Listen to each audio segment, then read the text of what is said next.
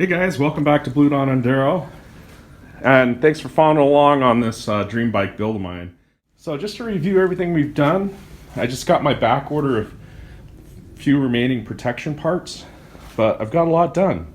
I resprung the shock, I resprung the forks, I installed the Scott steering stabilizer, I installed the entire highway dirt bike system, which is these hand guards, mirrors, and your display case.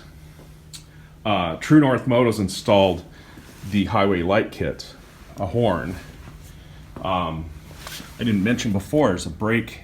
This is uses the brake light wiring, and I'm still waiting for the plate. But I got the plate mount. I went ahead and drilled the holes for that, and these are anodized aluminum, so they're really strong. Those are the signal lights. So I'm just waiting for the plate so I can drill holes in the plate and get that done. Did the Enduro Engineering spark arrestor cap.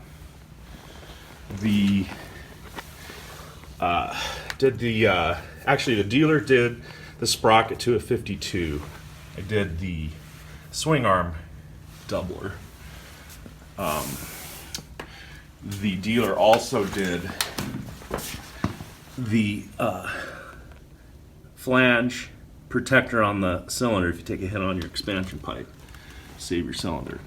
I also put in the Polysport front disc guard. And replace the grips. I didn't put that on video, but also put the tugger on, didn't put that on video. And I'm not going to do a rear tugger because this has really good grip here on the subframe. So I just received the back order of my remaining protective parts for my dream bike build. I changed my mind on the radiator guards because the stock guards in the front are pretty darn good plastic. So barring, getting jousted with a pretty stout log or stick, that front's going to be pretty well protected. So I went for the Radiator Braces, and that's what these are, and you can't really tell how stout they are in the video, but it's pretty thick aluminum. So this is a brace, and the brace is going to protect you mainly from side impacts when you drop your bike out over onto some rocks or logs, and the majority of impacts that I experienced early on riding in the Northwest was that sort of an impact. It does, when it's tied into the frame here, it does add additional strength for frontal impacts as well. So I decided to go with this. It's, I think, a little bit lighter. It gives me the protection I really want. And then these stringers here, it basically makes a cage around the whole radiator, which is what you're really looking for. Then from TM Design Works, the rear disc guard. And the reason I went with this is because compared to a lot of guys go at that Enduro Engineering shark fin, I like the wraparound on the disc here. It's going to prevent stuff, a little bit more debris from, getting past the fin, like sticks and things, and getting caught up in your brakes. So I think that's a little bit of a superior, and it's also a really tough plastic, like a Delrin type plastic, which again, compared to aluminum, is going to slide over rocks and logs a lot better than aluminum. And it includes the caliper guard.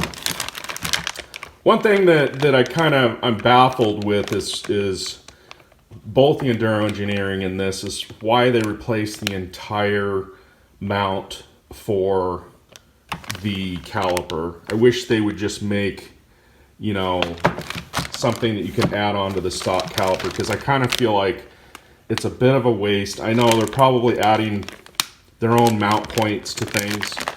And I think I did see something you can do aftermarket on the stock, but it was an aluminum guard. It was a small shark fin. Yeah, I think this is going to give excellent protection. And then a couple of other things that the experts at True North Motos convinced me I should probably get. This one on the lesser end of, oh, you have to have, but it's the clutch slave guard. If you throw a chain, there's a chance you could break your case, break your clutch cylinder slave, where it goes into the chains that's right next to that part of the case of the motor.